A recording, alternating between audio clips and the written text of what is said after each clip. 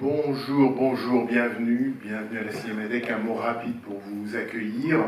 Et puis, bien sûr, pour lancer le film, tout Michael Powell à la Cinémathèque française, ça a commencé mercredi soir et ça va durer un mois entier. Le film de cet après-midi, donc Les Chaussons rouges, bien évidemment, l'un des films les plus aimés, les plus connus, les plus même reconnus de Michael Powell et Emeric Pressburger. Ça n'a pas toujours été le cas, et sans doute pas à la sortie du film, mais depuis, on aura peut-être l'occasion d'en parler avec notre invité. Le film a fait son chemin, et quel chemin! Voilà, j'en profite, parce que je lui glisserai aussi dans l'oreille tout à l'heure, qui voit Les Chaussons rouges pour la première fois? Voilà. Bon, ben donc le film continue à faire son chemin, j'en suis ravi. En 1947, à l'été 1947, quand Michael Powell et Emeric Pressburger se lancent dans le tournage des Chaussons rouges, en fait, ils sont en pleine confiance parce qu'ils sortent du succès critique et public du film qui a fait l'ouverture de cette rétrospective, Le Narcisse Noir. Michael Powell dit dans ses mémoires, dans son autobiographie, il dit à cette époque, nous étions heureux. Ils étaient non seulement heureux, mais ils étaient gonflés, aux deux sens du terme, les voiles gonflées et gonflés d'audace pour se lancer dans un film encore plus spectaculaire ou engageant une production encore plus importante. À leurs producteurs, ils avaient seulement dit pour ce film-là, on va faire un film sur un ballet. Je crois que c'est un peu plus, c'est-à-dire que c'est en fait l'ambition qu'ils avaient était de faire un film total. Michael Powell disait les arts forment un tout, all arts is one. Donc ça donne une idée plus juste de l'ambition du film. Voilà, je vais vous laisser le découvrir évidemment, mais cette projection elle nous importe à la Cinémathèque, d'abord parce qu'on projette Les Chaussons rouges dans la grande salle Henri Langlois, mais aussi parce que vous le savez, on va avoir le privilège et le plaisir, à la suite de la projection, d'accueillir Thelma Schoonmaker. J'ai appris qu'on disait Schoonmaker et pas Shoemaker. Donc on accueillera Thelma Schoonmaker à la fin de la projection, et Thelma Schoonmaker, pour celles et ceux qui l'ignoreraient, elle a non seulement, enfin, c'est la plus qualifiée pour nous parler des Chaussons rouges et de Michael Powell. Elle a contribué à la restauration du film, ainsi que de beaucoup d'autres films de Powell et de Pressburger à la Film Foundation. Elle a été l'épouse de Michael Powell pendant les 10 dernières années de sa vie, et elle a largement contribué à l'écriture de son autobiographie. Et puis, elle est, vous le savez, depuis 1980, depuis Raging Bull, sans discontinuer, elle est la monteuse attitrée de tous les films de Martin Scorsese, longs, courts et documentaires compris. Et donc, évidemment, elle sera elle aussi la mieux placée pour nous parler de la relation entre Michael Powell et Martin Scorsese, comment Powell a eu une influence absolument déterminante sur le cinéma de Scorsese, et en particulier, par exemple, comment Les Chaussons rouges ont pu influencer un film comme Raging Bull. Voilà, je vous souhaite une bonne projection, et je vous donne rendez-vous avec Thelma Schoonmaker à la fin de la séance. Merci.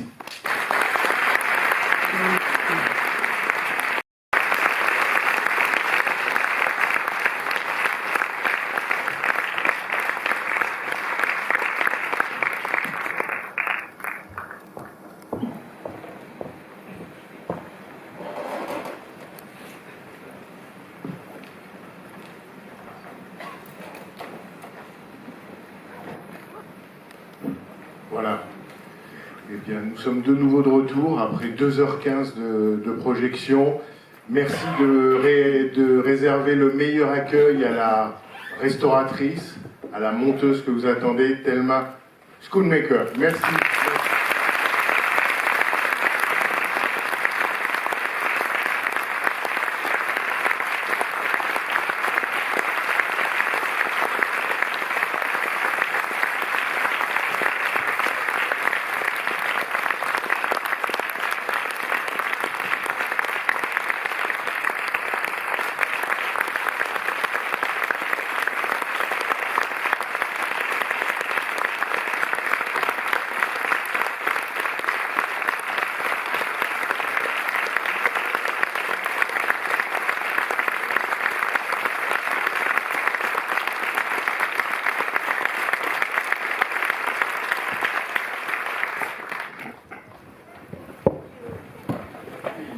You know, I do all of the editing work with Martin.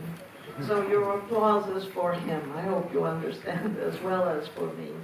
I have the most wonderful job in the world. Thank you.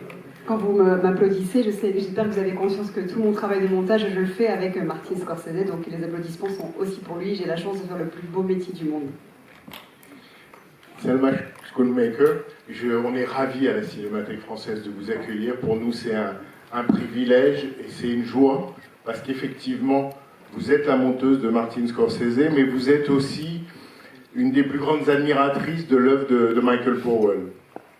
Et j'avais envie de vous demander, on vient de voir les The Red Shoes, on a pendant 2h15, j'allais dire, été trempé, baigné dans la couleur, le mouvement, la lumière. Et lorsque vous ne voyez pas The Red Shoes, lorsque vous ne le revoyez pas, mais lorsque vous y pensez, est-ce qu'il y a une image ou un plan ou une séquence, ou un personnage, qu'est-ce qui vous revient en premier quand vous pensez aux Chaussons rouges?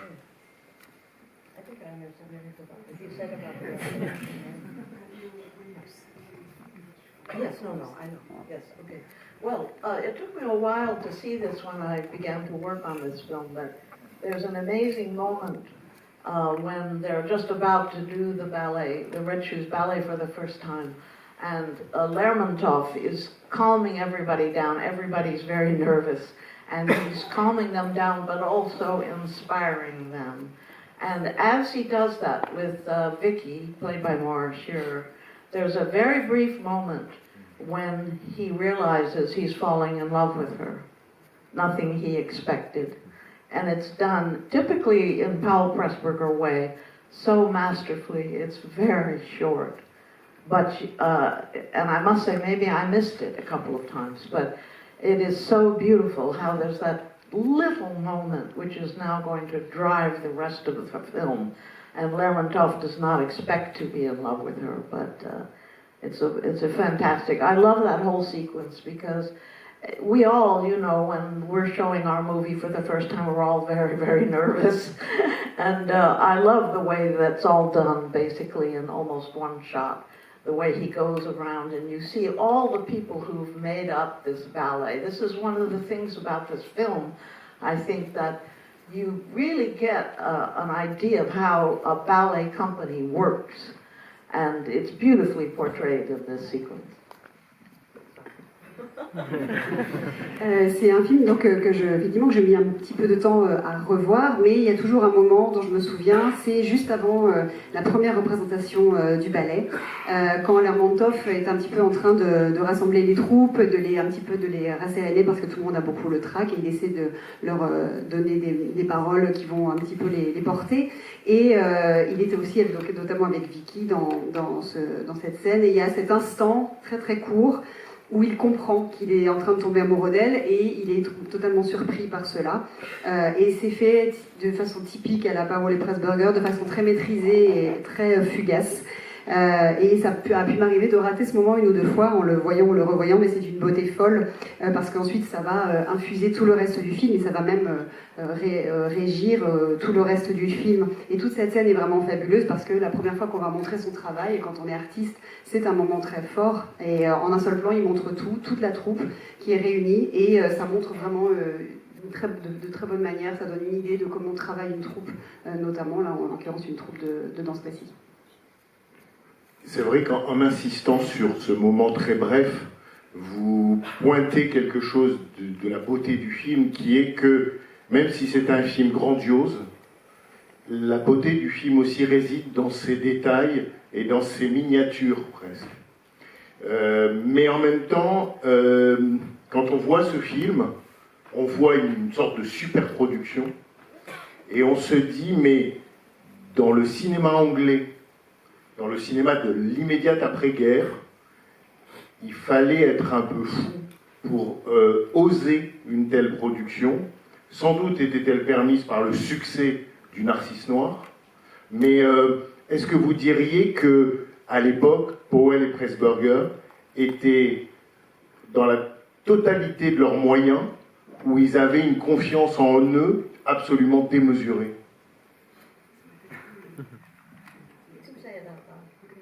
It was a bit of a crazy idea in the English post-war era to have such a spectacular film. Maybe it was also based on the success of Black Narcissus. So would you say that at the time they were at the height of their success and maybe their budget, also at the height of their self-confidence as well? Yes, and I'm sorry to tell you that this magnificent film was hated by the man who financed it, J. Arthur Rank. And J. Arthur Rank had financed the wonderful masterpieces that Powell and Pressburger made during the war and after. And Scorsese is very jealous of the incredible freedom they had, because he has to fight for his freedom all the time. But because it was the war and the films were relatively successful, they got away with murder. They were able to do things that were so unique and unheard of because no one was paying attention, really. You finish that, and then I'll go on. Mais malheureusement, je regrette de vous annoncer que l'homme qui a financé ce film l'a détesté, c'était J. Arthur Rank. Il avait financé leur chef-d'œuvre précédent, qui était donc juste avant et pendant la guerre. D'ailleurs, Scorsese est très jaloux de la liberté qu'ils avaient à l'époque, parce que lui, il doit tout le temps se battre pour avoir sa liberté. Mais pendant cette période de la Deuxième Guerre mondiale, Powell et Pressburger ont pu vraiment faire tout ce qu'ils voulaient en toute impunité. Et grâce à ça, ils ont pu faire des films qui étaient totalement uniques. Et ça, c'est vraiment des choses que personne d'autre ne pouvait faire. But unfortunately, this is the peak of their work under J. Arthur Rank. But he hated the movie, and he tried to kill it. He did not give it a big premiere, and he showed it only in a few theaters. Fortunately, two Americans who had had some success with Powell Pressburger films in the United States said, well, we want to try and show it in New York City and see what happens. And it was a phenomenal success in New York City. It ran for 2 years straight in one theater, and it went all over the world, everywhere. Even me, living on the island of Aruba in the Caribbean when I was 12 years old, I saw this movie, which is insane. I mean, I don't know how it got there, but it became one of the largest grossing films ever. It's on Variety's list, way at the bottom, because Oppenheimer is at the top. But it became an enormous success in spite of J. Arthur Rank hating it, which is something that artists face all the time in their worlds. I know someone who doesn't understand. But fortunately, the world and two Americans saved this movie, and it became an incredible influence on people to commit themselves to art instead of what they thought they were going to continue doing. For example, Nick Pileggi, the greatest authority on the mafia in New York, who co-wrote the script for Goodfellas, decided to leave home and move into New York and become a writer after he saw this movie. It gave him the courage to do what had been burning inside of him. This has happened with many, many people. Donc oui, ils faisaient les films qu'ils voulaient parce qu'à ce moment-là, donc personne ne les regardait faire. On peut dire qu'ils étaient un petit peu, oui, au sommet de leur gloire. Mais encore une fois, Arthur Rank a essayé de tuer le film. Il n'a pas organisé d'avant-première à Londres et il l'a montré seulement dans quelques cinémas. Heureusement, des Américains ont décidé de le présenter à New York, et ça avait fait un très gros succès. Il est resté pendant 2 ans sans interruption à l'affiche dans un cinéma, et ensuite après ça il a fait le tour du monde. Même moi qui à l'époque était une petite fille qui est grandie dans l'île d'Aruba, perdue au milieu des Caraïbes, à 12 ans j'ai pu voir ce film. Et c'est devenu l'un des films les plus rentables de l'histoire du cinéma. Maintenant, il est un petit peu descendu parce que Oppenheimer est tout en haut. Mais malgré la détestation de Rank, et ça c'est quelque chose que les artistes connaissent malheureusement souvent, ce film a quand même marché et il est devenu un film très influent pour des personnes qui, ça leur a donné l'élan de se consacrer à leur art. Par exemple, le co-scénariste des Affranchis, c'est ce film qui lui a donné l'envie et l'élan pour aller s'installer à New York pour écrire sur la mafia et de se consacrer à l'écriture. And just a short one. And Martin Scorsese says that this film is such an enormous influence on him, it's in his DNA. Et Martin Scorsese lui dit lui-même que ce film a eu une telle influence que maintenant il est inscrit dans son ADN. And he has one pair of the red shoes that Moira Shearer danced. Ah, il a récupéré donc une de ces paires de chaussons rouges dans lesquelles Moira Shearer a dansé. Dans ses mémoires, dans son autobiographie, Michael Powell dit que lorsque le tournage a commencé à l'été 1947 de The Red Shoes, l'équipe artistique et technique représentait environ 120 personnes. Donc on mesure comme ça l'ampleur et l'ambition du projet. Puisque vous l'avez bien connu, est-ce qu'il l'a décrit ou est-ce qu'il a raconté, Michael Powell, quel type d'homme et de cinéaste il était sur un tournage de cette ampleur-là? Michael Powell raconte aussi dans ses mémoires que lorsqu'il avait un bureau pendant un tournage, il ne s'asseyait jamais à son bureau et que le bureau lui servait seulement à accrocher son manteau. Donc, est-ce que vous pouvez nous dire quel type de metteur en scène il pouvait être au milieu de cette foule rassemblée pour son film? So how was Michael Powell on such a big set of 120 people for The Red Shoes? Did he describe how he was on set on such a big film crew and production? And also he mentions in his autobiography that he never sat in his office, that he only used it to hang his coat. Yes, well, the great directors like Powell and Scorsese think very hard about the film and how they're going to do it before they even get near the set. And that makes for great film. And I, as an editor, then get great film to edit, which is the reason I get so much credit. It's really more Marty's than mine.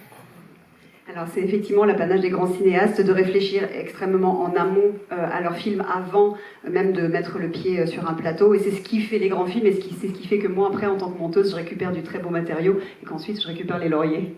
So Michael thought that filmmaking was his religion. You hear that line in The Red Shoes. And anyone who came on his set who was not up to his standards was in big trouble.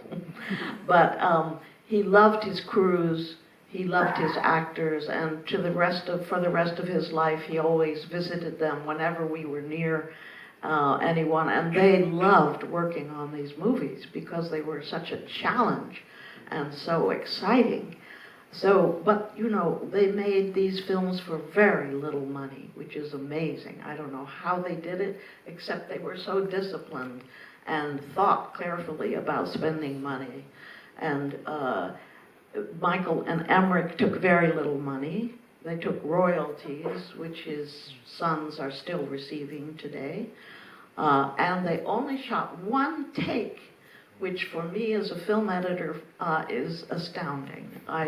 Scorsese will shoot 4 or 5 takes usually, sometimes less. On one occasion, when Jake LaMotta is confronting himself at the end of Raging Bull, he and De Niro did 15 takes, all of them different levels of emotion.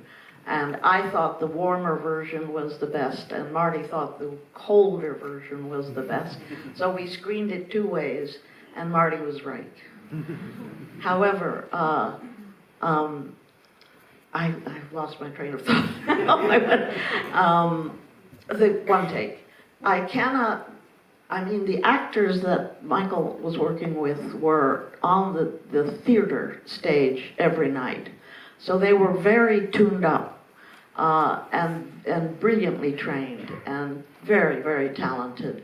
But the thought that they could make these magnificent movies, all this you've just seen, with one take, as an editor, I just find it astounding. Donc Michael Powell, c'est une des répliques dans le film, disait que faire des films, faire son art, c'était vraiment comme sa religion.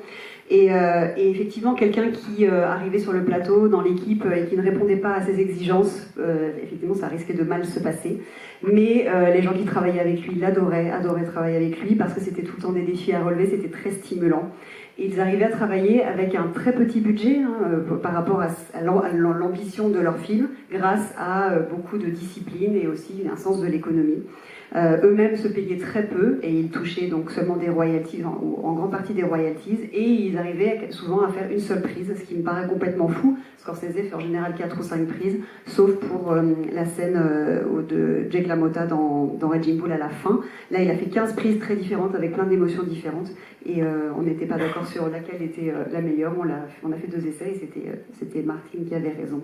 Mais en tout cas, tous ces acteurs qui étaient aussi beaucoup formés, qui étaient des acteurs et des danseurs de scène au départ, et qui étaient beaucoup sur scène, avaient une formation très solide, mais ça me paraît malgré tout époustouflant d'avoir réussi à leur faire donner le meilleur d'eux-mêmes en une seule prise la plupart du temps. Quand on a demandé à Emeric Pressburger d'où lui était venue l'idée du personnage de Boris Lermontov, il a dit qu'il s'était inspiré du vrai impresario des ballets russes, Serge de Diaghilev, mais il a dit aussi, dans ce personnage de Lermontov, magnifiquement joué par Anton Walbrook, il dit, il y a un peu de moi, mais il y a aussi Michael Powell. Qu'est-ce qu'il faut comprendre par là? Est-ce que vous êtes d'accord? So when asked where the character of Lermontov came from, Emeric Pressburger said it came from Sergei Diaghilev, the impresario of Russian ballets, but also he says there's a lot of me and there's a lot of Michael Powell. So what did he mean by that? Well, he meant that a great director of a ballet or of a movie has to be inspiring for everyone who works on it. But there can be times when things are very difficult or demanding. The sun may be going down, or an actor has broken his leg or something. And there are times when a director can be maybe a little unfeeling about this because so much is riding on the film being made at that moment. And it also is because the personal life of all filmmakers, I think, suffers some. Certainly mine has, because we work long, long hours. I love every minute of it. But it means our friends and family have to wait for us sometimes, and fortunately for me, they do. But it means that there might be times when someone seems unsympathetic and you might be angry at them, but that's, I think, because they care so much about what they are doing. Je crois que ça vient du fait que tous les grands metteurs en scène et les grands cinéastes sont là pour inspirer leurs troupes, leurs équipes, mais parfois il arrive qu'il y ait des difficultés, des épreuves à surmonter, auxquelles le cinéaste ou le metteur en scène ou le chef des opérations peut paraître parfois insensible. Ce sont des gens, ces artistes-là, qui sont habitués à ce que leur vie personnelle souffre, à travailler de très longues journées, et à ce que leur famille, leurs amis, leurs proches doivent les attendre parfois. Et alors que ce sont des personnes qui peuvent paraître dures et manquer de compassion, c'est parce que leur art leur tient à cœur plus que tout, par-dessus tout. Et Martin Scorsese a dit lui-même, il n'a pas fait mystère, que l'un des aspects qu'il avait toujours fasciné dans le film, c'est la figure de Lermontov, parce que Lermontov, c'est d'une certaine manière la représentation d'une forme d'addiction à son art, et que c'est la figure de l'absolu en art. Est-ce que là, Martin Scorsese y a vu en quelque sorte une invitation? So Martin Scorsese confessed himself that the figure of Lermontov embodies an addiction to your art and an idea of the absolute. Do you think that's where he drew his own drive from? Well, yes, I think that both Scorsese and Powell didn't want to make movies about heroes and villains. They wanted to make movies about those of us who are in the middle. And they particularly liked complicated characters for the audience to figure out, and also to make the audience feel for these complicated characters. For example, Jake LaMotta in Raging Bull. There's a very to LaMotta and Lermontov. And I think Marty recognized that as a very young boy watching these films on television. He felt something that was like the way he was thinking, living in a mafia neighborhood, for example, and seeing times when people who were doing terrible things were also offering to take the children out to a lake because it was so hot in the city in the summer. So, you know, it was never, they didn't like characters that were just one way or the other. They liked characters that were a mixture and fascinating for that reason. Oui, je crois que, en fait, Michael Powell et Martin Scorsese, on partage cette idée de ne pas vouloir faire des films avec des héros et des méchants, mais sur des films sur tous les gens qui sont comme nous, entre les deux. Montrer la complexité de personnages et avoir des personnages pour lesquels le public puisse avoir de la compassion ou de la sympathie. Et effectivement, ce personnage de Lermontov peut être assez comparable à Jake LaMotta. Et je pense que pour Martin Scorsese, qui lui-même avait grandi dans un quartier mafieux où il voyait à la fois des types commettre des atrocités, mais d'un autre côté qui pouvaient proposer d'emmener votre enfant au lac un jour où il faisait très chaud, ça lui a donné ce sens de personnages, de personnes autour de lui qui ne sont pas monolithiques, pas manichéennes, mais qui n'en sont que plus fascinants et intéressants. I just want to say quickly, I hope you can try and see the documentary that we've made called Made in England. And I think it's available on Mubi, is this correct? Absolutely. Yes.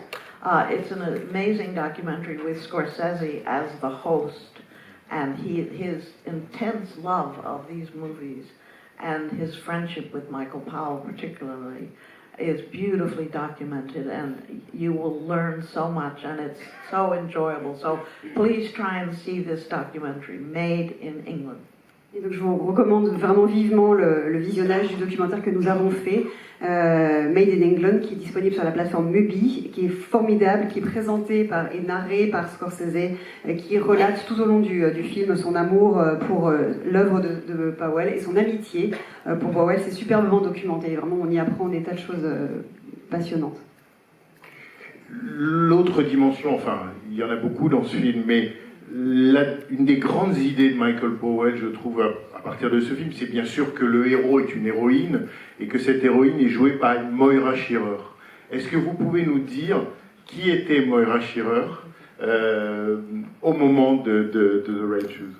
So one of the great ideas in the film is that the hero, the main character, is a woman, and she's portrayed by Moira Shearer. Who was she? Can you tell us who she was when the film started to be made at the time? Yes, I just want to make a general statement about Michael and women. Michael loved women, and he loved intelligent and interesting women. Emeric actually liked them to be pretty and be more quiet. But I think Michael's love of women came from his mother, who was phenomenal at pouring art into him from the time he was very, very small, and taking him to the movies for the first time. That's when he decided to become a director. And reading beautiful literature or taking him to see beautiful paintings. And from that, he always loved women who were like that. And the women in the movies of Powell and Pressburger are very wonderfully portrayed. Life and Death of Colonel Blimp, for example, or I Know Where I'm Going, or in every one of them. That's Michael doing that. Alors d'abord, je voudrais faire une déclaration générale sur Michael Powell et les femmes. Il aimait vraiment les femmes intelligentes et intéressantes. Peut-être que Emeric Pressburger aimait plus lui, les films qui étaient jolies et plus discrètes. Mais en tout cas, chez Michael, ça lui venait de sa mère, qui l'a abreuvé dès son plus jeune âge d'art en général. C'est elle qui l'a emmené au cinéma et c'est ça qui lui a donné envie de devenir cinéaste. Elle lui a fait lire aussi beaucoup de littérature, l'a emmené dans les expos et il a toujours aimé du coup suite à ça les femmes comme cela, de ce genre-là et dans leurs films à eux deux, il y avait des très beaux portraits de femmes, que ce soit dans Le Colonel Blimp ou Je sais où je vais, et ça c'est vraiment resté une constante chez eux dans leurs films. So when Michael decided to make this movie, which was Emeric's idea, and he had already tried to get it made, Emeric Pressburger had, at the end, just before World War II. But when World War II started, the film died. But he suggested to Michael that they revive this idea. Michael said, well, if we're going to make a film about a ballerina, it has to be played by a ballerina. Most films that have dance in them with some exceptions like American in Paris. The dialogue parts are played by an actress and the dance is done by a dancer. But in this case, he said, I don't want that. I want the ballerina to play the entire part. Stuart Granger, a very good actor, had told him about a woman he had seen in the Royal Ballet who he thought might do the job. And Michael went to see her, and she was beautiful. She was a very good dancer, and he hoped she could act. Well, you have just seen how well she can act. And she didn't want to do the movie, but because she was concerned about rising up in the ballet, and she didn't have much interest in movies, but she did a phenomenal job. He also loved red hair. Et ce film, en fait, c'était déjà une ébauche de projet que Emeric avait depuis très longtemps et qu'il avait envie de mettre sur pied depuis avant la guerre. Finalement, voilà, le projet était un peu mort dans l'œuf avec l'arrivée de la guerre. Et ensuite, il a été suggéré de faire renaître cette idée. Simplement, l'idée, c'était de se dire il faut absolument une danseuse classique. Si on veut faire un film sur une danseuse classique, il faut que ce soit une danseuse étoile ou une danseuse classique qui fasse le film. Parce que dans la plupart des films de l'époque, quand il y avait un film sur de la danse classique, on faisait dire les dialogues. Voilà, c'était une actrice qui jouait le rôle, et donc pour jouer les dialogues. Mais évidemment, les scènes de danse étaient toutes doublées. Alors que là, on lui a parlé donc d'une actrice qui ferait sans doute l'affaire et qui était sublime, d'une danseuse, pas d'une actrice justement, de Moira Shearer, et en disant qu'elle était vraiment, c'était une excellente danseuse, qu'elle était superbe, et ils ont espéré qu'elle savait jouer, qu'elle saurait jouer la comédie, et comme vous le voyez dans le film, je crois que la preuve est faite. Elle ne voulait pas faire le film parce qu'elle s'intéressait plus aussi à son ascension dans sa carrière de danseuse classique, mais finalement voilà, ils ont réussi à la convaincre, et aussi Michael Powell aimait beaucoup les rousses. Et avant de revenir sur les rousses, c'est quand même un coup de poker incroyable. C'est-à-dire Michael Powell la voit danser et se dit, elle saura jouer. Mais si elle n'avait pas su jouer, tout s'effondrait. C'est-à-dire qu'il avait une capacité à prendre des risques ici payants, mais c'est inouï, cet instinct qui lui fait se dire, cette danseuse saura jouer. But he did have a great instinct for, I mean, he bet that she would be able to act, but what if she hadn't? So it was his ability to take chances and also his instinct that really helped him. Oh, absolutely. But also he learned very quickly how to portray ballet, and the reason that most ballet dancers still think this is the best film about ballet ever made is because you really get a feeling of what their world is like. Not only their world, but the world of the choreographer, the world of the man who makes the sets, the world of the man who makes the costumes. It's so wonderful here where you get a feeling of this family and why artists always feel a little depressed when a movie is over, for example, because we've built a family and we're missing them. So Michael just had a great ability to grab onto how art is made and portray it. Oui, en fait, il avait appris très tôt, un peu par son expérience aussi, justement sur les tournages, il a su comment filmer le ballet et à faire sentir ce que c'était, le ressentir l'univers, non seulement des danseurs et des danseuses, mais aussi du metteur en scène, des décorateurs, et ce qui fait qu'une troupe à la fin d'un ballet ou d'une tournée, ou une équipe de tournage à la fin d'un tournage entre dans cette petite déprime de fin de tournage, et donc il s'est accroché à ces coulisses qu'il connaissait, cette façon de faire de l'art pour le montrer dans le film. L'autre, j'allais dire presque l'autre grand personnage du film, c'est le Technicolor. Et la couleur dans l'immédiate après-guerre n'était pas aussi évidemment répandue qu'aujourd'hui, mais ce Technicolor, c'est non seulement de la couleur, mais il est absolument flamboyant. Et Scorsese dit à propos du Technicolor de Powell, il dit c'était un Technicolor en version anglaise, il dit an English sense of Technicolor. Qu'est-ce que c'est ? Qu'est-ce que c'est la différence en quelque sorte? Qu'est-ce qu'il a de si anglais ce Technicolor-là? Technicolor, you're very lucky to see this Technicolor film restored properly. This was done, you know, in 20 years ago. It was the first thing that Scorsese decided we had to do because he loves the film so much. And we've done 8 of these films now, some of them just for Michael Powell, but you know, 5 of them for Emeric, Pressburger, and Michael Powell. And Technicolor was this wonderful system that had 3 strips of film in the camera, registering different colors, which meant that you could manipulate those colors very beautifully at the end. However, unfortunately, it became something that got thrown away. Unfortunately, it's really, really bad because you'll never see color like this again if it's not Technicolor.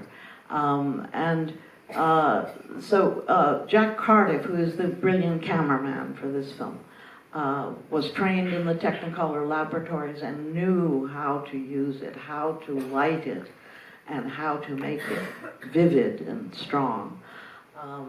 There was some talk that maybe the way Technicolor looked in Britain was different than the way it looked in Hollywood, but I frankly think that was more about the light in England, where it rains a lot. And so the light is more diffused, and it made maybe a more elegant look to the film, whereas in California, the light is bright all the time. And I don't think there may be any real difference other than that, but no one's ever been able to figure it out. D'abord, c'est une chance de pouvoir avoir cette copie, cette restauration. C'est le premier film que Martin Scorsese a voulu restaurer. Il y en a eu 8 en tout, dont 5 de Powell et Pressburger. Et le Technicolor, c'était un procédé extraordinaire, donc il permettait d'avoir 3 bandes de couleurs dans la caméra, et ensuite ça permettait de manipuler la couleur après coup en post-production. Mais c'est un procédé qui malheureusement a fini par passer à la trappe, et on ne reverra plus jamais donc des films avec d'aussi belles couleurs. Jack Cardiff, donc, qui est le chef opérateur qui était à la caméra, il avait été formé au labo Technicolor, donc il savait comment rendre ces couleurs vives au maximum. Et cette idée que peut-être le Technicolor anglais était différent, pour moi ça vient plus de la lumière qu'il y a en Angleterre, et qu'on appelle où il pleut parfois, et donc ça rend la lumière plus diffuse, et ça pouvait donner cette touche élégante que trouvaient les Américains, alors qu'en Californie où le soleil se tape en permanence très fort, ça rendait pas la même chose. Moi je pense que c'est ça, mais bon, le débat n'est toujours pas, enfin personne n'a pensé à cette hypothèse, je pense.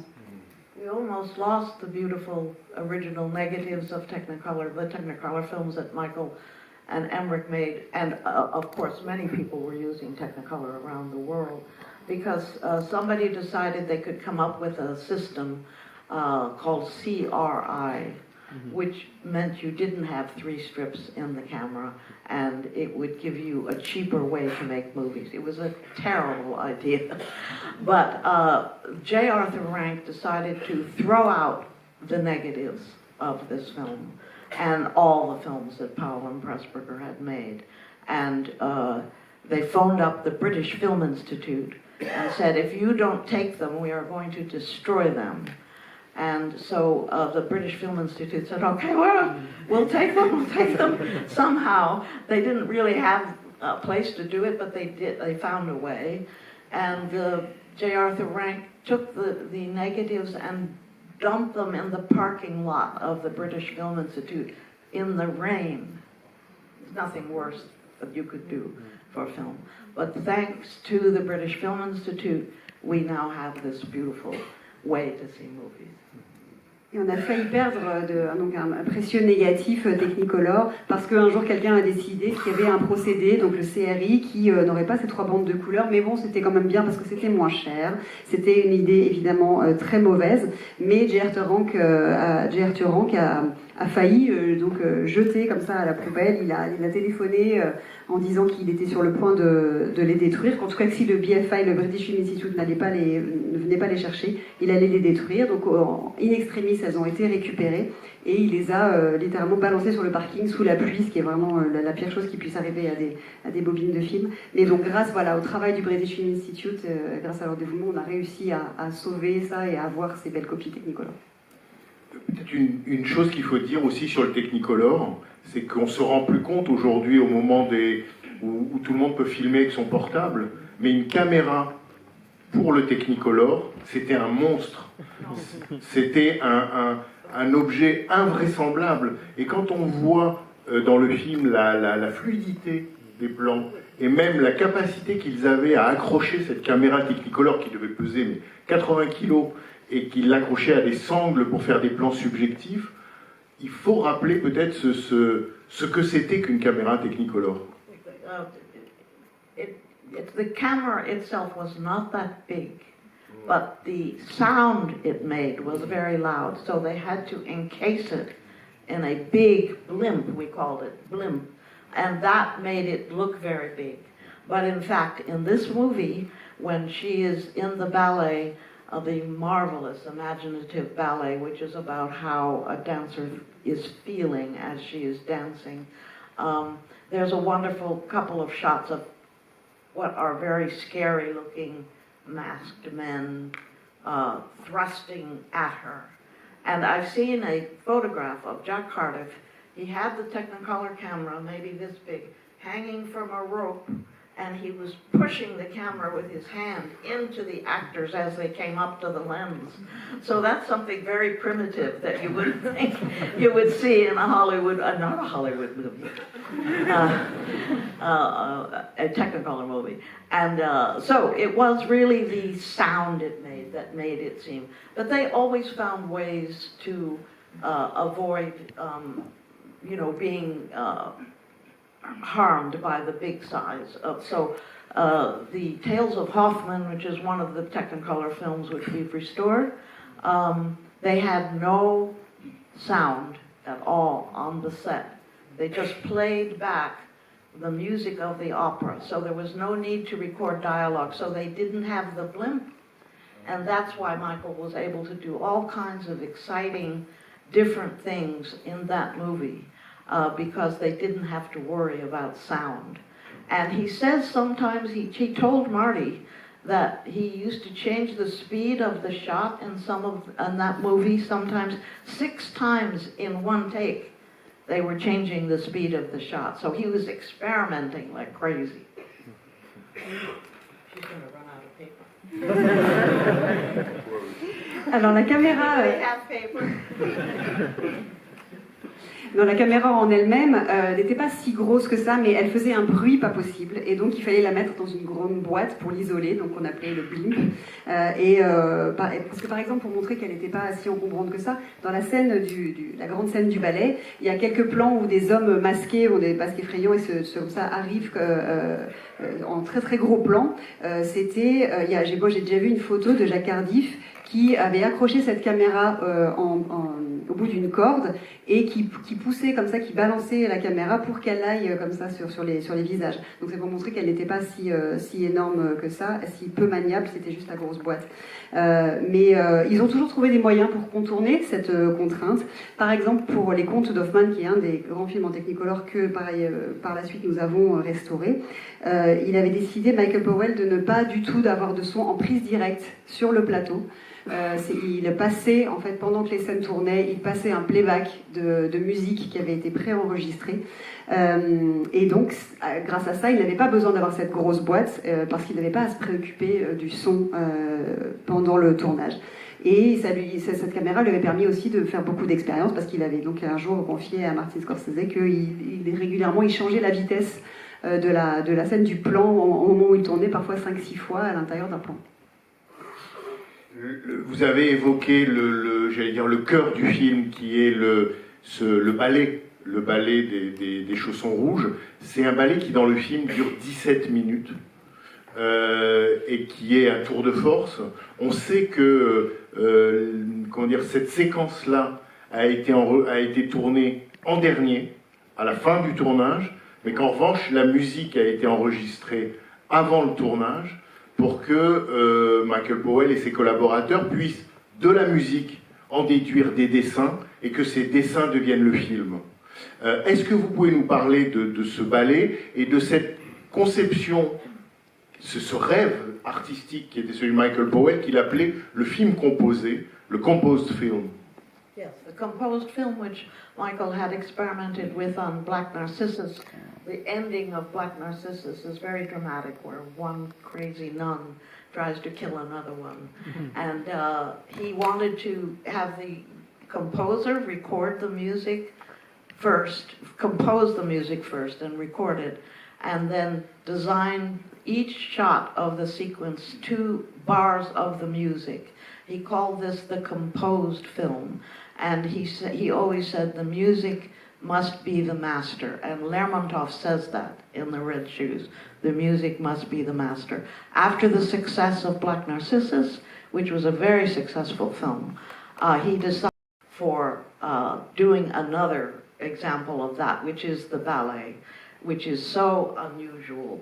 He didn't want to be constricted by a stage for ballet dancers to dance on. He wanted to have them fly through the air or run down a street in terror, and that he could only do with this wonderfully imaginative sequence that he came up with. Emeric Pressburger was a bit worried about it, but it's a glorious example of Michael's imagination. Oui, c'est le film composé, c'est ce qu'il avait déjà expérimenté dans la dernière scène du Narcisse Noir, où une des sœurs, une des religieuses devenues folles, essaye d'en tuer une autre. Et pour cette scène, il avait imaginé que la musique devait être composée d'abord, et ensuite il a conçu le film par-dessus les scènes pour que les plans ou les passages de plans et le rythme du film collent aux mesures de la musique. Il disait toujours que c'était la musique qui devait être maîtresse dans les films. D'ailleurs, c'est une phrase que dit aussi Lermontov ici dans le film. Et après le succès du Narcisse Noir, il s'est autorisé à refaire ça à encore plus grande échelle. Et c'est un procédé très atypique. Lui, il ne voulait pas être limité pour cette scène du ballet, il ne voulait pas être limité aux contraintes par une scène, et il voulait laisser libre cours totalement à son imagination, malgré le fait que ça inquiétait un petit peu son collaborateur, Emeric Pressburger. Il était un petit peu soucieux de ça. Mais finalement, c'est un exemple magistral de sa très grande imagination, le fait qu'il était très imaginatif. Et cette séquence, ce moment de compose film, ce moment de film composé, a extraordinairement influencé Scorsese au moment de Raging Bull. On a du mal à penser que le boxeur et la danseuse ont à voir, mais dès qu'on rapproche les deux films, ça paraît évident, c'est-à-dire la manière dont Scorsese a filmé, et vous, avec lui, vous avez monté les combats sur le ring de Jake LaMotta, c'est-à-dire cette façon d'être du côté du boxeur, comme ici on est du côté de la danseuse, et cette façon d'être sur le ring, ou sur la scène. Tout ça, on peut dire, d'une certaine manière, est venu à Scorsese, ou arrive à Scorsese, par cette idée du compose film. So yes, this influenced deeply Martin Scorsese for Raging Bull, because it's hard to believe that the boxer and the dancer could be compared, but when you start thinking about them together, it becomes obvious. And the way he filmed and the way you edited the fights, we are with the boxer on the ring, just the same way we are here on the stage. And it came to Martin Scorsese by seeing The Red Shoes. Yes, he was very interested when he saw the ballet. I don't think he'd ever been to a ballet, but because he saw, it gave him the feeling that he wanted to be, that Michael's portrayal of the dancer gave him a feeling he wanted to be very close inside the ring with the fighter. And that's very difficult to do. You have two fighters and a referee moving around a ring. It's very difficult for a camera crew to do all the amazing shots that Scorsese came up with for the fights in that sequence. But it was this movie that inspired him to, he wanted to get into the head of Jake LaMotta, to feel what it's like to be in the ring being punched by somebody or punching somebody to lose a fight, to win a fight, and that is all directly influenced by this. Every other fight film before Raging Bull, the camera is outside the ring, but Marty is always in the ring. Oui, Scorsese lui-même n'avait jamais sans doute vu un ballet avant de voir ce film, et quand il a vu ce film, ça lui a fait un déclic, et quand il a fait Raging Bull, il a senti qu'il fallait vraiment qu'il soit au plus près de son boxeur sur le ring, et c'est très compliqué à filmer parce que il y a deux boxeurs plus un arbitre, donc on est dans un tout petit espace, donc pour faire des mouvements de caméra comme il le fait, c'était vraiment un gros défi, mais il voulait qu'on soit dans la tête de Jake LaMotta, qu'on ressente ce que c'est de recevoir un coup, de perdre ou de gagner un combat, et il y a un grand fossé. Tous les films de boxe qui étaient tournés avant celui-ci, avant le sien, la caméra elle est à l'extérieur du ring et lui il est sur le ring. Je fais pardon de vous dire ça, je vais faire un effet de montage, je vais faire un jump cut, puisqu'on parle de Raging Bull. C'est au moment où vous montez Raging Bull que vous rencontrez Michael Powell. Est-ce que c'est... When you were editing Raging Bull is when you met Michael? No. No, it was afterwards that I met him. Just after we finished it is the first time. Scorsese always sent me home with a video of a Powell Pressburger film after I finished work, because he wanted me to fall in love with the films as much as he did.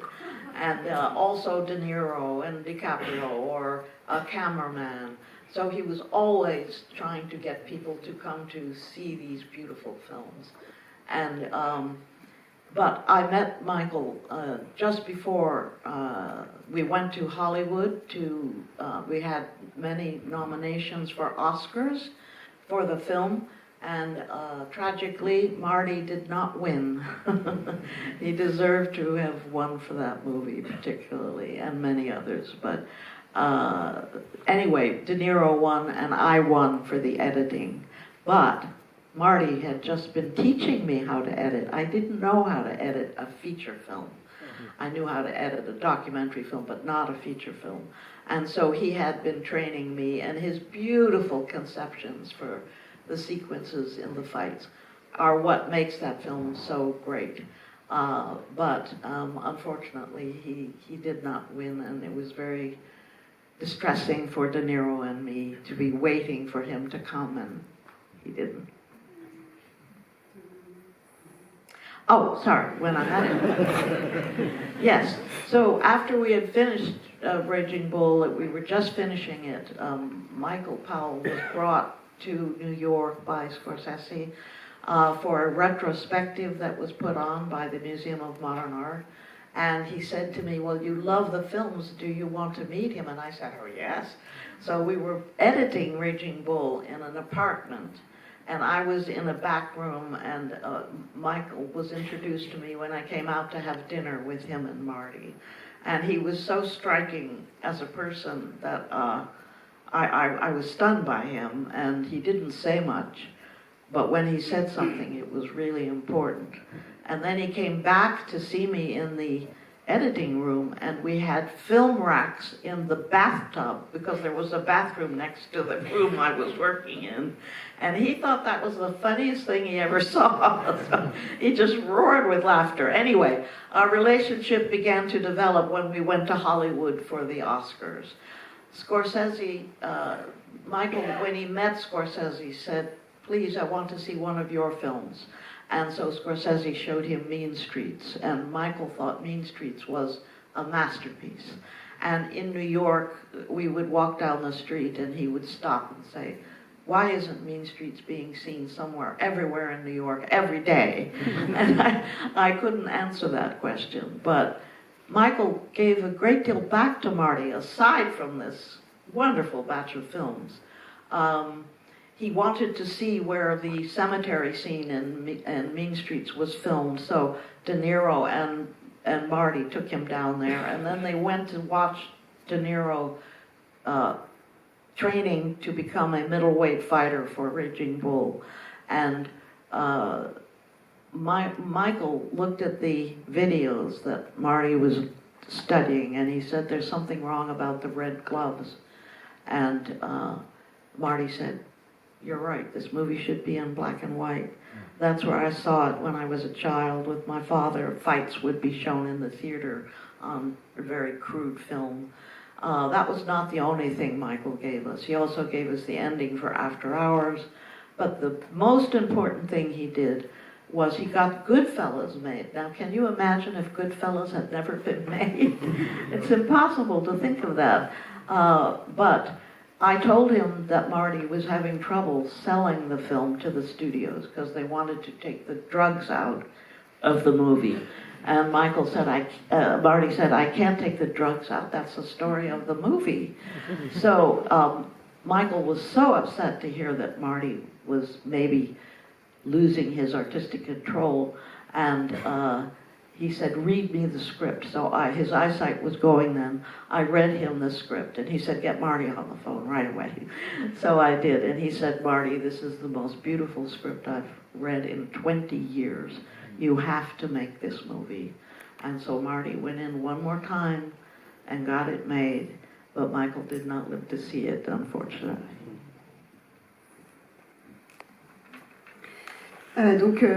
Oui, avec Michael, on a commencé un petit peu à se voir après que j'ai fini Raging Bull. Avant, quand on était en train de travailler dessus ou que j'étais en train de le monter, il me renvoyait le soir chez moi. Il faisait pareil, il a fait pareil avec toutes ses équipes de films, avec des cassettes pour que je voie et que je tombe amoureuse de l'œuvre de Michael Powell et Emeric Pressburger. Et on a malheureusement aux Oscars, on est allé aux Oscars avec les nominations que l'on avait. On n'a malheureusement pas gagné.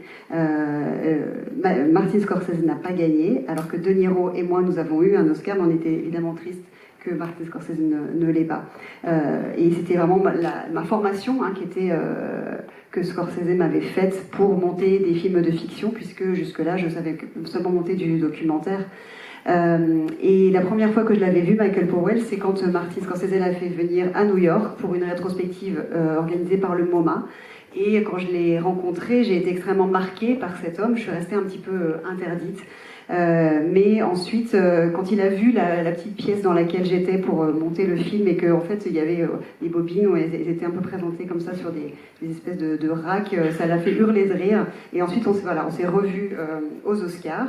Michael Powell a demandé à Martin Scorsese de lui montrer l'un de ses films, de lui montrer Mean Streets. Il a trouvé que c'était un chef-d'œuvre. Et ensuite, il a demandé à voir où avait été tournée notamment la scène du cimetière, où aussi De Niro s'était formé comme boxeur dans Raging Bull. Et ensuite, il a dit, en voyant les images de Raging Bull, il a dit qu'il y a un problème, que les gants étaient trop rouges. Et c'est là que l'idée est venue de faire un film en noir et blanc.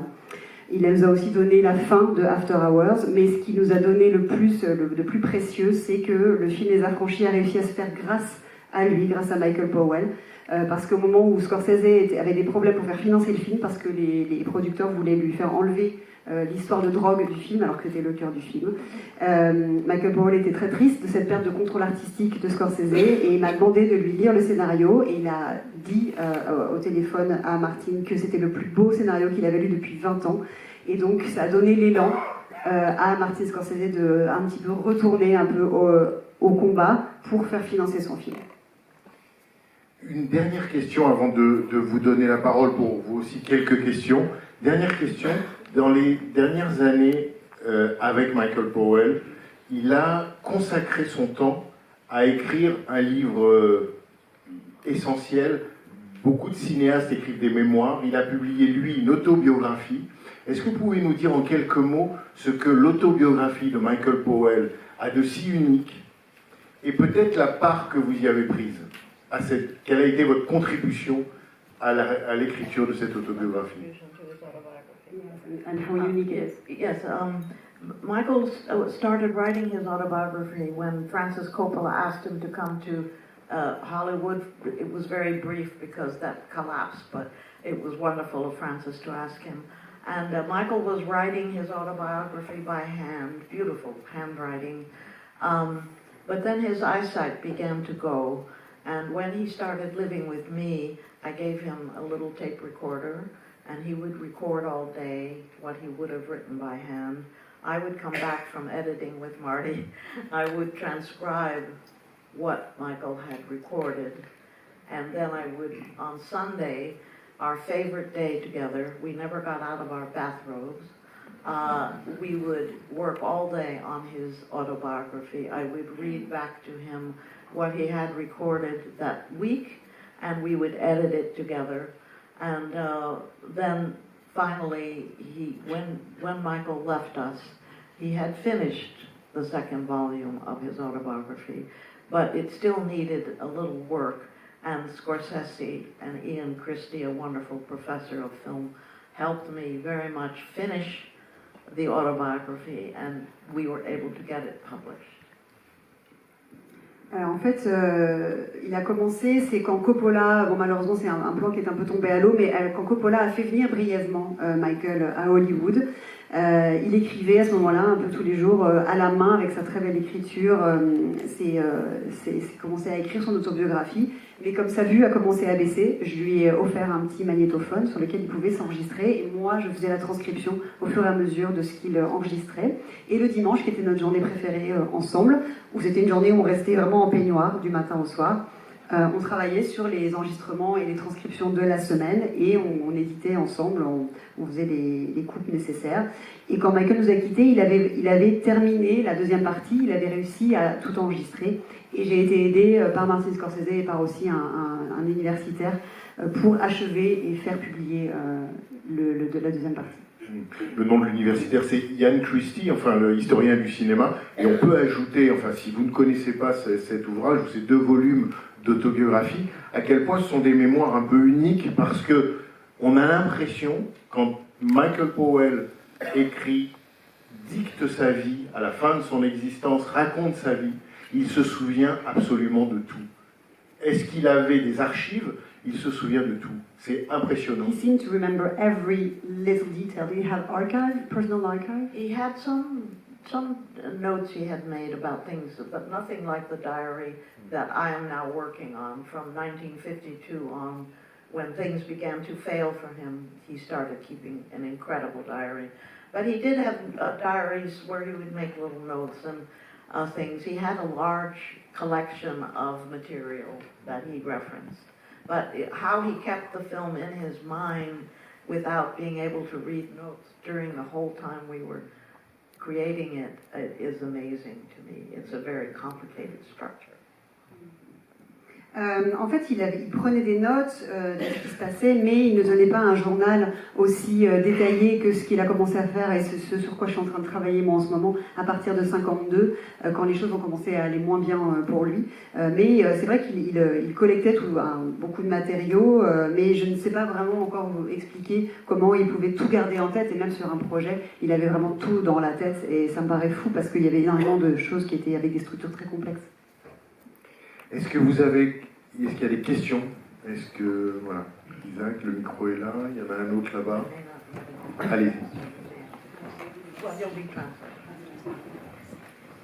Hello? Oui. Yeah. I'm going to ask my question in English, if it's okay.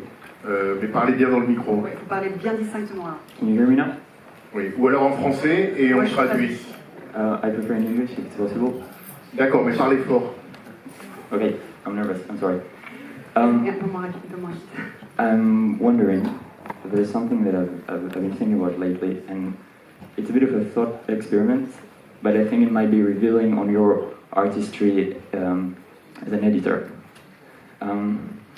So basically, imagining that in the future, a future where cinemas have to change because the system of creation of movies, the industry, just doesn't make enough money anymore. So the budget is too high for what the movie is making, and we have to reimagine the way films are made. I'm wondering how you, as an artist, might navigate something like this. I know it's a bit sad to ask in the Cinémathèque, but yeah, that's what I'd like to know. How would you navigate something like a change as profound as this to filmmaking? the change that is coming in making films. You Donc, mean? dans un avenir, in a future where cinema should have to reinvent itself because budgets are too high, Oh, how would you? Donc, dans un avenir où le cinéma devrait changer vraiment radicalement sa façon de faire pour s'adapter, parce que les budgets seraient trop forts, trop hauts par rapport à l'argent qui serait qui rentrerait ensuite. Comment vous imagineriez-vous réinventer la façon de faire du cinéma? right. Well, Scorsese, I had a conversation with him where I said, what do you think is going to happen because of the way films will have to change being made? And he said, maybe something new and exciting is coming. But I do not deal with that part of it because I work with him and I don't have to figure out how to make movies from the beginning. Thank you for your question. Mais un jour, c'est une discussion que j'ai eue avec Martin Scorsese. Je lui ai demandé comment on ferait s'il fallait absolument changer notre façon de faire. Et il m'a dit peut-être que ce sera l'occasion de créer quelque chose de nouveau et d'enthousiasmant. Mais moi, je suis un petit peu tard dans la chaîne, je suis un maillon plus tardif de la chaîne, donc je ferai en fonction de ce que lui fera. Outre, je ne sais pas qui a le micro, la personne qui a le micro peut prendre la parole. Oui, alors, bonjour, bonsoir. Je vais revenir un petit peu dans le passé. Donc, on a beaucoup évidemment parlé de Michael Powell. Moi, j'ai vu un film qui est signé Michael Powell et Emeric Pressburger. Et je voulais savoir, donc, étant donné qu'ils ont fait plusieurs films ensemble, est-ce que vous savez quel a été, comment est-ce qu'ils travaillaient ensemble, comment est-ce qu'ils s'organisaient? Est-ce que l'un et l'autre avaient chacun un rôle défini, ou alors est-ce que ça pouvait bouger en fonction de projets, ou qui en était l'initiateur? So Michael Powell and Emeric Pressburger made many films together. Do you know how they worked together? How did they split the work? Did it change from a film to another? Did they have a very defined role, or was it could it move? Well, I think when Michael met Emeric Pressburger, he was introduced to him by Alexander Korda, great. Right away that Emeric wrote for movies, not for literature. And he had been dealing with a lot of films when he was learning how to make films that he felt were too literary. They weren't about film. And so when he met Emeric, he said, oh my God, this is a great gift. And because it was so important to Michael, Emeric asked him if they could share the credit, written, produced, and directed by the two of them. And Michael was told by his agent, don't do that. But Michael thought Emeric was so brilliant that he wanted to keep him, and he gave him that title. And if you go see the documentary, Made in England, you will see for the first time Emeric Pressburger says that only Michael directed. Michael says himself in his autobiography that he was the only one who directed, actually, but they shared the writing and the producing of the film so intensely. Who knows how great collaborations work? How does De Niro and Scorsese work together? Who knows? It's a miracle. So, but they loved each other very much, and Emeric needed Michael to write dialogue for him in the beginning when he was a refugee from Hitler, and he didn't know English, but he had beautiful ideas. So Michael would write the actual dialogue at first from Emeric's ideas. And you can tell Michael has a sense of how to put down particularly British characteristics. But anyway, it was an enormously important collaboration, which ended after Emeric stopped coming up with original ideas. But they remained friends till the end of their lives. And you will see a wonderful portrayal of this in the documentary Made in England. And so go see it. Quand Michael Powell a rencontré Emeric Pressburger, qui lui a été présenté par Alexander Korda, qui était comme Emeric d'origine hongroise, qui est un grand producteur, Michael a tout de suite senti que c'était quelqu'un qui écrivait vraiment pour le cinéma et pas pour la littérature. Et lui-même qui avait été frustré, Michael, souvent d'avoir des adaptations, ou en tout cas des écritures de scénarios qu'il trouvait beaucoup trop littéraires, il a senti immédiatement que c'était un très grand un don, un vrai talent qu'avait Emeric. Et quand Emeric lui a demandé s'il serait d'accord pour partager donc, ce crédit de générique, effectivement, qu'on voit sur tous leurs films, les agents de Michael lui ont dit « Ah non, surtout ne fais pas ça ». Mais Michael a voulu garder cette collaboration parce que pour lui c'était très précieux. Et si vous regardez le documentaire Made in England, dedans on entend Emeric expliquer que seul Michael réalisait. Mais que l'écriture et la production étaient dans une collaboration si étroite que c'était presque indissociable et que c'est pour ça que ce crédit était partagé. Et c'est vraiment le mystère et aussi le miracle de ces grandes collaborations très étroites entre des artistes, par exemple comme avec De Niro et Scorsese. Mais au début, c'est vrai que Emeric avait besoin que Michael lui écrive les dialogues à partir de ses idées, les dialogues anglais, parce que lui apprenait l'anglais, il ne parlait pas du tout anglais en arrivant, il était réfugié du nazisme. Et Michael, c'est vrai, avait le don pour écrire de façon à ajouter cette touche assez british en écrivant les dialogues d'après les idées d'Emeric. Ils ont arrêté de travailler ensemble quand Emeric a cessé d'avoir des idées originales. Voilà, leur collaboration a cessé, mais ils ont toujours gardé une très belle amitié et on le voit encore dans le film Made in England que je vous encourage encore une fois à regarder. Allez-y, je ne sais pas où est le micro. Levez la main et... Enfin, la personne qui a le micro, oui. Bonjour, vous avez parlé tout à l'heure de ces situations où un artiste, ou même une œuvre n'est pas forcément comprise, même par les gens qui la financent ou qui la produisent. Je voulais savoir si dans votre carrière en tant que monteuse, vous avez été confronté à ce genre de situation. Enfin, est-ce que vous avez des exemples parlants de ce genre de situation? Et déjà, est-ce que vous avez réussi à chaque fois à vous en sortir? Et si oui, comment? So you've mentioned before how some artists are often confronted with the fact that they're not understood by people who are either financing them or people of their time. Were you yourself, as an editor, confronted with that? Do you have examples of that, and were you able to overcome this? No, because I work with a great director. And he is a great editor, by the way. It's his favorite part of filmmaking. But I can tell you that his attempts to make movies that are ahead of their time has been a constant struggle. He has always had to fight, and he will fight to the death to make a film he believes in, but it's difficult. It's very, very difficult. And during the finishing process of the film, when sometimes the studios ask us to do things they should never ask us to do, he will fight. And I love working with someone who has such great courage.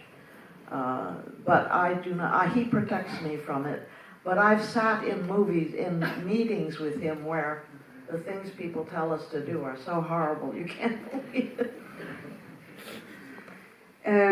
Alors moi j'ai la chance de travailler avec un grand cinéaste qui est aussi un excellent monteur d'ailleurs au passage, mais je dois dire que ces tentatives de faire des films qui sont souvent visionnaires, qui sont souvent en avance sur leur temps, c'est toujours un combat permanent pour lui, c'est un parcours du combattant pour réussir à faire les films qu'il fait. Et c'est ça que j'aime chez lui, c'est son courage et le fait qu'il se bat sans relâche. Moi j'en suis donc préservée, mais je peux vous dire que j'ai assisté à des réunions quelquefois dans des bureaux avec des personnes qui devaient convaincre, et il y a des gens qui sont capables de dire des choses vraiment atroces, horribles sur lui et sa film et ce qu'il veut faire. On va peut-être prendre une dernière question. Le micro est là. Oui, allez-y. Déjà, je suis ravi d'être dans la même salle que vous, parce que vous êtes vraiment une légende du cinéma. Je crois qu'il y a beaucoup de gens dans la salle qui le pensent. Et en fait, j'aimerais que vous parliez de un peu la vie des gens qui travaillent pour le cinéma, mais leur vie avant de commencer à faire du cinéma. Je crois savoir que vous avez eu un peu une vie avant de faire du cinéma. Déjà, je crois que vous n'avez pas vécu aux États-Unis quand vous étiez toute jeune, donc vous avez eu une histoire riche. Je crois que c'est le même cas, on en a un peu parlé d'Emeric Pressburger. Je pense que ça a été la même chose pour Michael Powell avant qu'il commence à faire du cinéma. Donc c'est l'importance d'avoir une vie avant de faire du cinéma qui à la fin enrichit les films. J'aimerais que vous parliez un peu de ça, s'il vous plaît. So can you tell us about when you're an artist or when you make movies, how important is having had a life before making movies? You yourself not having grown up in the US, or Michael, that he did other things before, how it nourishes your films afterwards? Oh, I think it's very important, certainly, when you think of Marty's life and that very complicated world he grew up in, and how much richness he gained from that. I had a wonderful childhood growing up not in America and amongst all kinds of people, which was wonderful. And I had another wonderful thing, which was that I was introduced to music very early. I learned to play the piano. I learned to play the flute and the piccolo. I learned to play, what is it called, the viola. And then I sang in choruses when I went to university.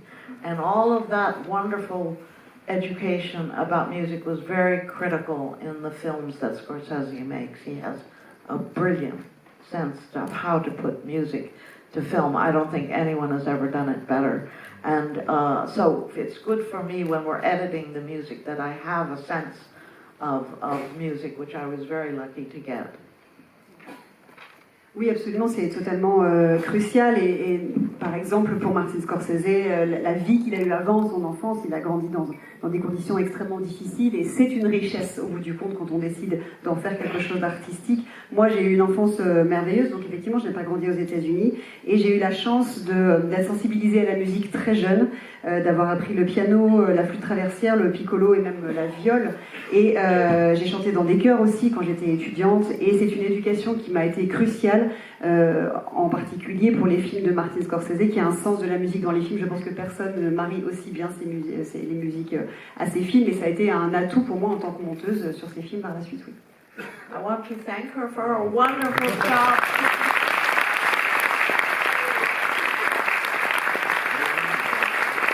Mais vous me l'avez enlevé, la boucle Anaïs Duchet pour la traduction. Et au nom de toute la Cinémathèque française, merci pour ces 4 jours avec nous. Et de la part de tous les spectateurs, 1000 merci Thelma Schoonmaker. Merci.